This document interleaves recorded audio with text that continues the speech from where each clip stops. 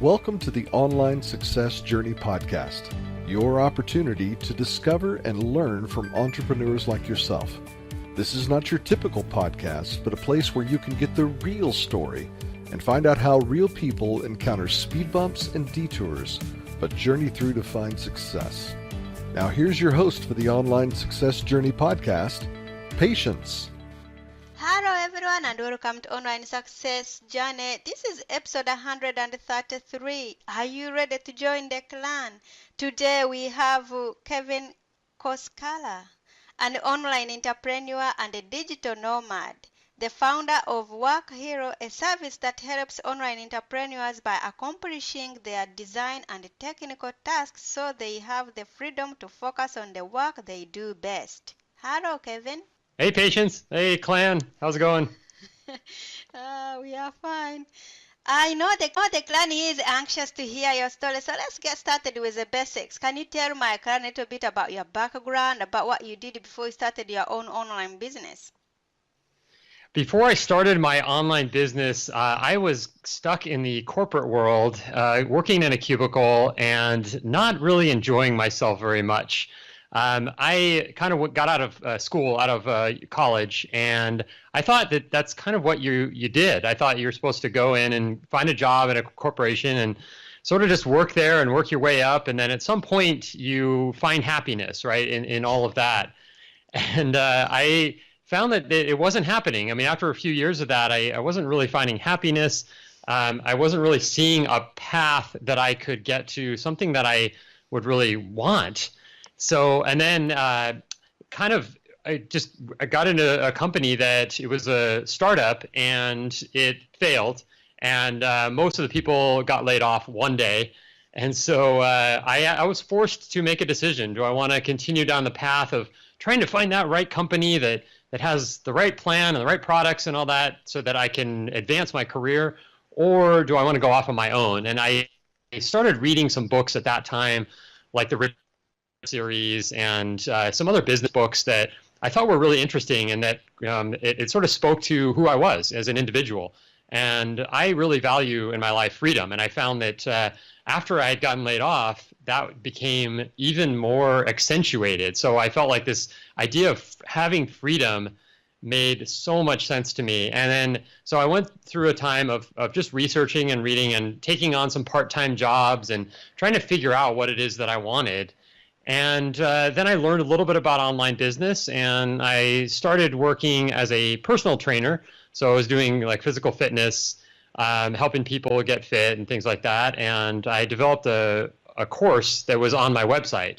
And so that was my first kind of jump into the online world. And I also was coaching swimming, which is sort of in my background. I was a competitive swimmer all through school and everything, and I really enjoyed swimming. I enjoyed teaching swimming. So I added that as another website. So I was doing fitness and then swimming. And so that swimming became sort of a niche because my clients, my people that I was teaching swim lessons to, were mostly adults, and they were mostly focusing on triathlons, which is swim, bike, run.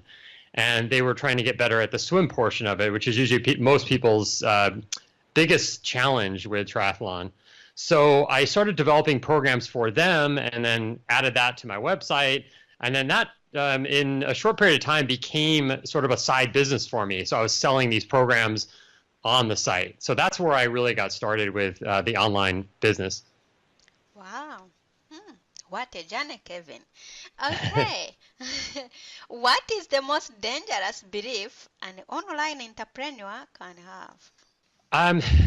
The most dangerous belief, I would say, is that is to put a limit on yourself. I mean, I think that because when I started out, I started with this website. It was really focused on a tiny little niche, and that niche is triathlon swimming. And I thought at the beginning, I kind of had these thoughts of like, how far can I really take this? I mean, is this just going to be a side business forever, right? And I think that having the thought that there's a limit to this is dangerous, because I would have probably been stuck in this realm of like, okay, I make a few sales of my program every month. That's pretty cool. I mean, I'm making a little side income. It's nice. But then when you open it up to most markets are going to be worldwide, as far as like information products go, then the sky's the limit. Because for me, my market was triathletes. Now, in the US alone, there's several million triathletes. But if you take it out to worldwide, there's people doing triathlons in every continent. So then that multiplies it. Then all of a sudden I'm looking at like something like 16 million people worldwide, which is a nice, pretty good size audience. So that means that I can actually create a business out of what seems like a tiny little niche, but I can create a full-time business that supports me in whatever I want to do.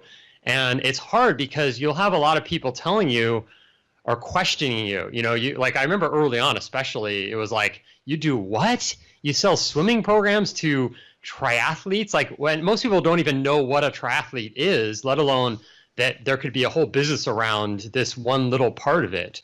So yeah, so I think that's probably the main thing to avoid is putting the limitations right away. Why do you do what you do, Kevin? Yeah, so I was a swim coach, and I really enjoyed helping people with their swimming, and I got a lot out of basically the teaching aspect of it. So to teach somebody something and then to see them put it into action and then improve their lives. So either, whether it was teaching someone basically how to swim or to swim faster or to just become somebody that can do an open water triathlon race. I got a lot of joy out of seeing people's accomplishments there. And then I took that and as I said, I created the online portion of my business, and that became more exciting to me eventually than actually on deck, outside doing coaching in one-on-one. So then for a while, I was doing a combination of doing actual swim coaching on deck and running my online business. And then eventually the online business became a lot more exciting because it provided me the freedom that I was looking for the whole time. And of course, this didn't happen overnight. This took years before I felt like, okay, I'm free enough to the point where I can travel, I can live where I want to live, and still, have my business that produces income that can support me. So that's the freedom is really why I do what I do, and then I can talk about, I don't know if you want to get into this yet, but I can talk about where that website tryswimcoach.com led to. That is ultimately how I'm expressing that freedom. Right. You've been in a business for a while, from coaching, your swimming or triathlon, and then all the way now to work heroes. Do you think, Kevin, that anyone can be an entrepreneur? Well, I guess it depends on how you define entrepreneur. I think people think of it as many different things, and I question actually even the word entrepreneur, because I think it limits their thinking in terms of what it really is. Like, to be an entrepreneur, what are the qualifications? Like, what do you need to have to be an entrepreneur? What do you think? We are just asking because we've been in a business for years, so we just get really worried. And for us here, we are new. We're just trying to find our way, our own path. So that's why we want you to shed some light on that, so it can be easier on us. Right. Exactly. Yeah. So being an entrepreneur, I think anyone can be an entrepreneur, but it's just how you think of it. So someone might think, oh, I can't be an entrepreneur because I need a steady paycheck, or I need something that's more consistent. But it could be a number of things. Like, an entrepreneur doesn't necessarily mean that you are running this business where you have people working for you and you have different tasks and different departments and all that. Like, that could be one way of being an entrepreneur. But another way could be, maybe you are a great writer and you just want to write. You don't want to be caught up with the marketing or whatever else, all the financial details of a business. You want to just focus on your one thing that you like to do. But you can create like a freelance business out of that. You could be a writer, and there's all kinds of different ways to do writing where it's a business, and you could be an entrepreneur and you could create that freedom based on that one thing that you do. So I think that eventually, the way the world is kind of shaping up, I think a lot of people are going to end up being entrepreneurs, whether they want to or not. I think they're going to be service providers or running actual, businesses that have different areas that they focus on. So yeah, I mean, I think so. And you look at the jobs that are out there. Like, what do people do? They're doctors, or they're maybe they're attorneys, or they're journalists, or you look at the standard jobs, accountants. All these could be businesses in themselves, and some of them are. So I think that if you frame it the right way, yes, I think anyone can be an entrepreneur running some sort of business in some way. What is one thing that has contributed to your success? I think books and reading and listening that's three things, I guess, but information, I think, is the one thing that has contributed to my success. And I would say that there are some key books. I mean, there's so many business books out there, and it can be overwhelming because everyone's got their thing, their one way of doing it, and they'll tell you, like, this is how it worked for me. And I think it really depends on what resonates with you, because there's like I said, there's so many different ways to go. But the kind of the grasping the idea of running a business versus, this whole rich dad, poor dad philosophy, running a business versus being an employee versus being self-employed, those three things, separating those three things for me was so huge, because I went in all three of those quadrants. It's started out as an employee, and then I became self-employed, running a business that I had to be there. If I wasn't there, I wasn't making any money. And then I switched to being a business owner, where I could step aside and still have income coming in. So I think that sort of shift was the big one for me. You said it took some more years. How long did it take for you? How long did it take for you to see success in your new online business? I actually, for me, success was making that first sale. So I'd say as soon as I made that first sale, which probably took from the time I started the website to my first sale was about 2 months. And so that was probably the biggest success that I can think of looking back at my online business, was making sale number one. And now that didn't really go very well after the fact, after I made the sale, because some of the technology wasn't really working. And so it was a downloadable product. It was a downloadable PDF file. And whoever bought it could not access the file because I didn't have it set up properly. And so, and I happened to be traveling at the time that first sale came in, because I actually didn't expect to make any sales. So I put my website, I set up the website with the buy button and the PayPal and all that. And then I took off for Europe, and I didn't even check my email because I was traveling and I was kind of busy. And it's probably 2 or 3 days before I even checked my email. And then I saw that someone had bought the PDF file and was very angry because they weren't able to access it. So it wasn't a great start, but I still think that I solved that problem and fixed it and all that. And I think that was the main thing, is getting that start and the momentum that is so important, because if you don't have momentum, it can take a long time, and it can be a lot of frustration, and a lot of people end up quitting because of that.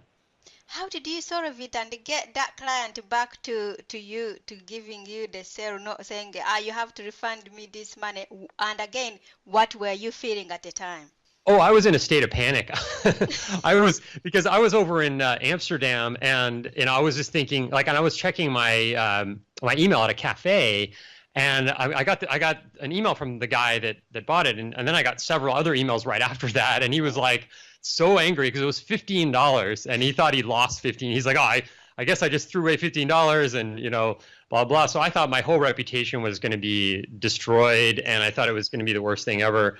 But I worked it out with him, and I think he may have actually come back, and I said, I said, here it is. I think I gave it to him for free, and I said, just, let me know what you think, and I'll give you the full refund and everything. And so he gave me a nice review in the end, and he gave me some pointers on where I could improve the product. So it worked out okay. And then I started making more sales, and things were good.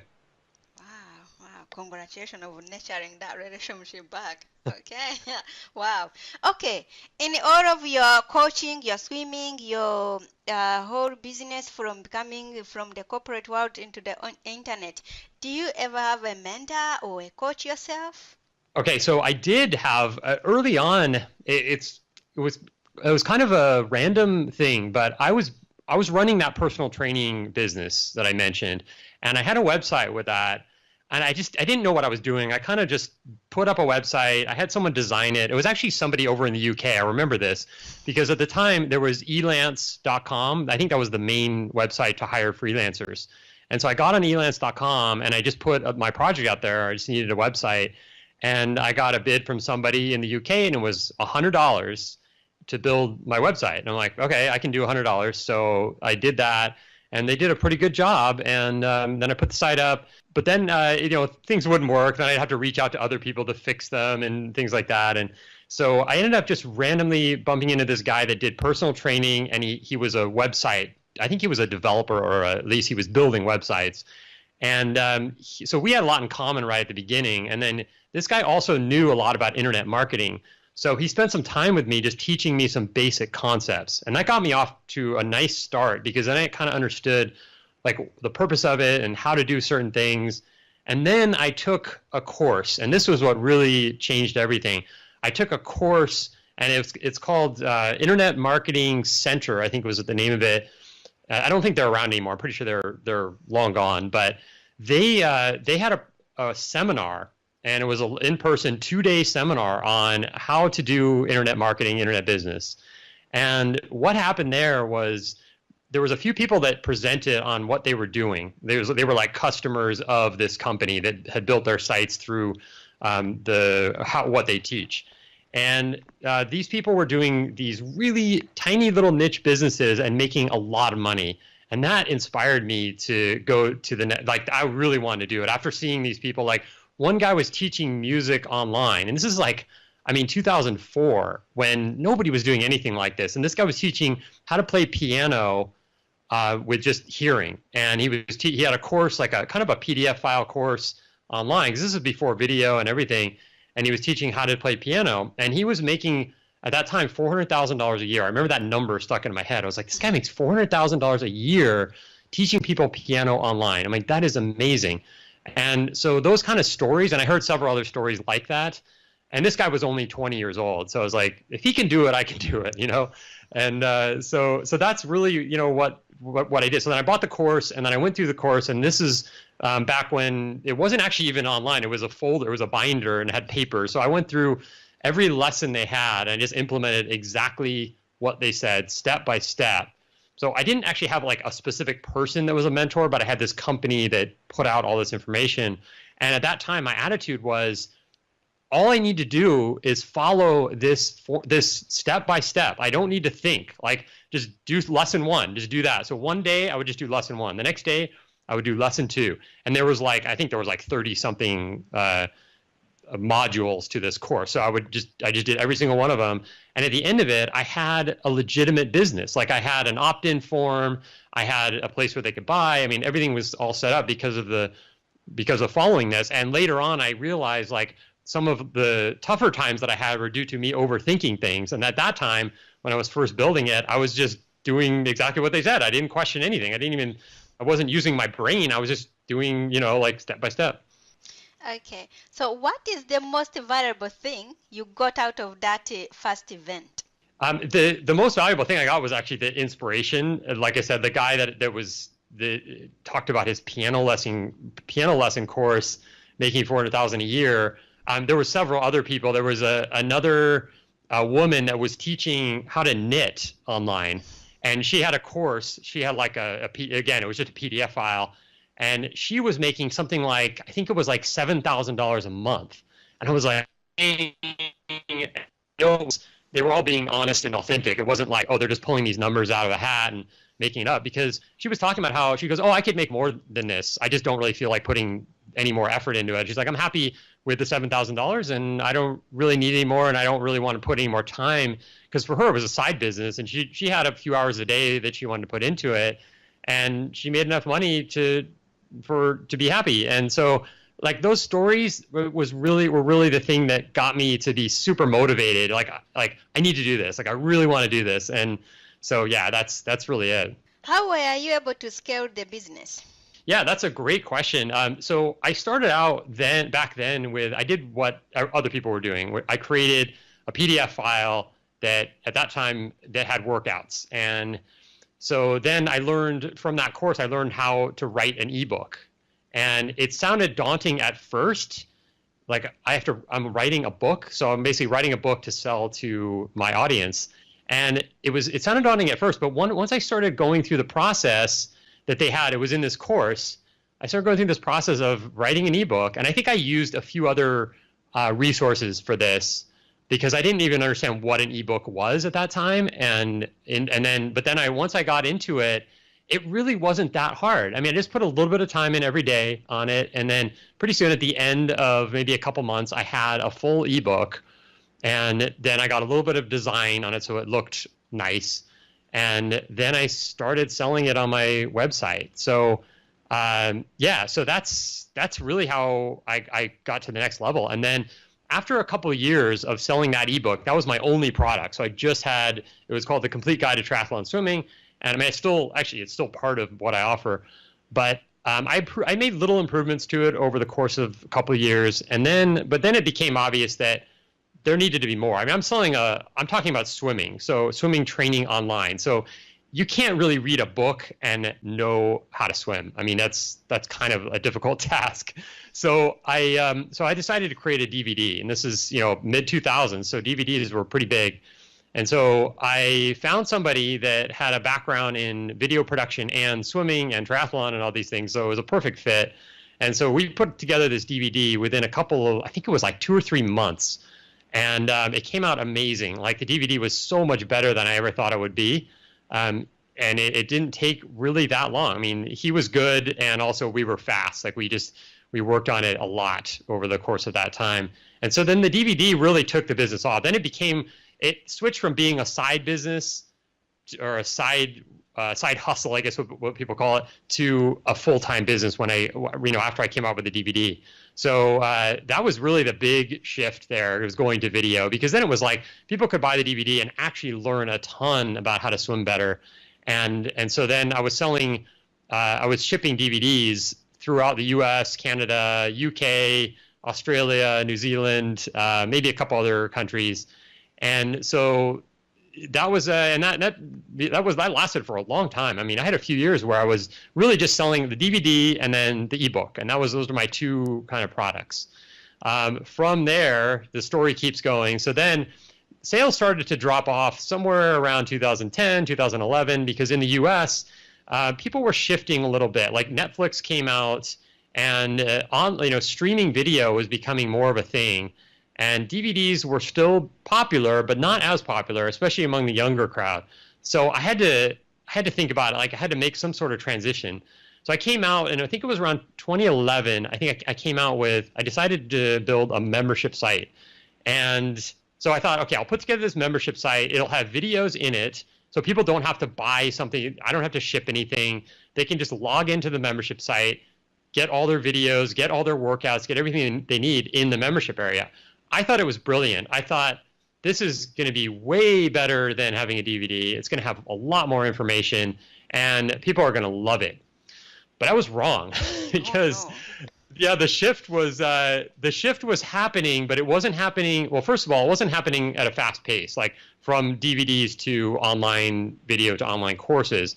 So in 2010, 2011, there were courses online that were video-based, but they were not common. So a lot of people, when I put together this course and I started promoting it on my site, I wasn't making many sales because people didn't understand how they could, what it was. They're like, okay, what do I get? Like they wanted something tangible, and I wasn't providing that. I was like, no, the course has everything. It's way better than the DVD, but people wanted this tangible thing that they could hold. And so DVDs were still, even though it was starting to shift, DVDs were still the thing. So I sort of shifted back, and I was like, okay, I'll give you guys what you want. And so I kept the membership site, but I also sold DVDs. So I gave them the option. And for a while, the DVDs were way outselling joining my membership site. But somewhere in the next year and a half, it started to really shift over, and people were starting to understand, okay, I get it. The membership site is where everything is. And then I started putting the DVD as like kind of a side, like a bonus item, as opposed to this is the main thing. So, but then eventually, the membership site has been so much better than selling DVDs because I don't have to ship anything. That's the main thing, is like, there's nothing to ship. I don't have to worry about people not getting their orders. I mean, of course, we sometimes have technical issues with logins and things like that, but the whole thing with shipping is gone, and I'm giving them a way better product that they can actually learn a lot more from. So, and sales are much better because I can charge more because I'm offering more. So overall, that was another big step up for TriSim Coach. What is one thing no one knows about you? That no one knows? So I'm going to reveal it right here on this podcast. Yes. Nobody knows except for you, Patience, and the clan. Now you guys are all going to know. Okay, so let's see. It's okay, business This or is a new one. personal. this is a new one because it just happened. So I went to a marketing event in San Diego back about a month ago now, and they were giving out these packets. So when you go to a conference, you get like a bag, and they give you all this stuff like brochures, and sometimes you get these little toys and stuff like that.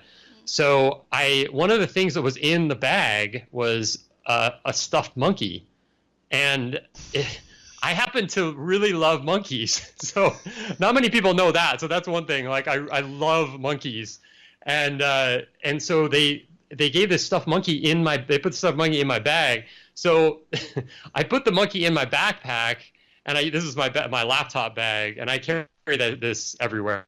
And so that monkey is still in my bag, and I don't want to let go of it. So. And all other products, you're just excited about this monkey. Oh, Lord, yeah. Kevin, I'm going to send you one. Oh, wow. Okay. I actually have no idea what the monkey was for. It was for a company. I know some company, and it wasn't MailChimp or any of those companies that have the monkey as their mascot. It was something else, but so it obviously didn't do a great job at marketing to me. But anyway. There you are. At least you have it on your back, so you still remember the event. Okay, tell us more about the Work Hero.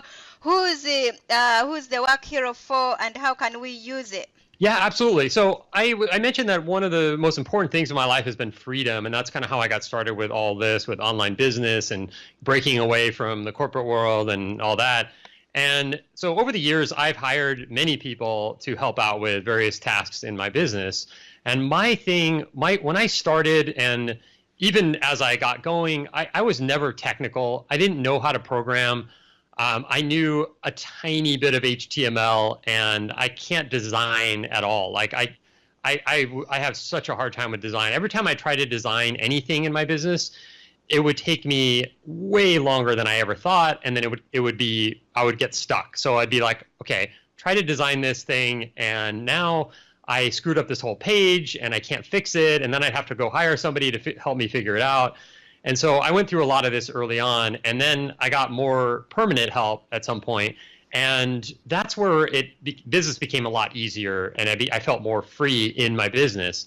And over the years, I thought, there's so many people doing internet marketing and internet business that are kind of in my boat, where they're trying to go around and hire like an assistant to do this, and somebody that can do like their web development, someone that can design pages, and they have all their their kind of outsourcers that they have working for them, and it becomes a little bit cumbersome. So you've got all these people that you kind of have to deal with, and I've gone through that, and I thought, well, why not have like sort of like a marketing agency, but for people that are more of the solo entrepreneurs or solo business people that aren't running these huge companies that already that have teams and things like that, but they have plenty of tasks that they have to do on a regular basis, but those tasks get in their way, and they get stuck in all the mud of this, like the technical stuff or the design tasks.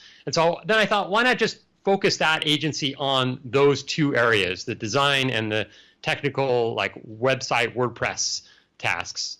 So that's where I decided to start Work Hero, and it was based on my experience. So I thought, okay, I'm going to market this to the old me that was struggling with all this stuff. And so we started with just doing WordPress tasks for people, because most people use WordPress for their online business because it's pretty much the easiest one to use, even though you'll find out if you use WordPress that it's not as easy as you would think. So yeah, we started doing WordPress tasks for people, and then we branched out and started doing design. So now we're doing both. And what I wanted to do was to provide something that was like a monthly service. So instead of the usual like, hey, can you do this project for me and charge me per hour? I think it makes way more sense to have like a team or a group that is on your team, but basically they can do whatever you want. So you send them a task, they do it.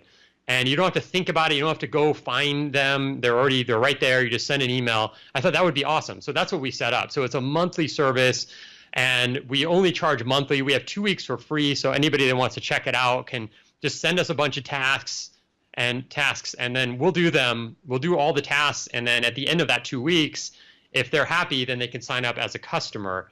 And so we're offering unlimited tasks. And the way that works is they can send one task in at a time. And a task could be something, anything from like updating a plugin or switching something around on their site. Like maybe this banner doesn't look good here, they want to move it somewhere else, or designing like a lead pages form, something like that. That could be a task. And then we'll do that. And then once they're satisfied, then we'll go on to their next task. So that's kind of how it works. And they can just keep going as long as they want, and they can quit anytime. We don't have any sort of contract or anything like that. Wow. Where can we find your website? The website is useworkhero.com. That's where you'll find all the information. You can sign up for the 2-week free trial there. And we're also happy to have a conference call beforehand. If people want that, we're open to chatting and helping them out however they want. But we are looking mostly for solo type of business people that don't already have like a whole team already that want to work with us. Okay, thank you, Kevin. So, clan, there will be more from Kevin in a moment. If you are listening on one of the many podcast platforms rather than my website and you are encouraged by Kevin's journey, go to onlinesuccessjourney.com for a bonus portion of the interview. The Online Success Journey is a wonderful membership community built for people searching for the path to success. We are one big clan, and you can be part of this community for free. Once you have joined the clan, click on part 2 of Kevin's journey or over 100 other journeys that are available and learn how you can find the right path for your own online success journey. That's a wrap, clan. Remember, success is a journey. Patience and Kevin.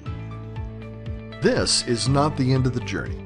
We hope you've enjoyed listening to part 1 and want to be sure you know there is a second part to this and every journey podcast at onlinesuccessjourney.com, filled with even more success tips, uplifting stories, and even a bit of fun.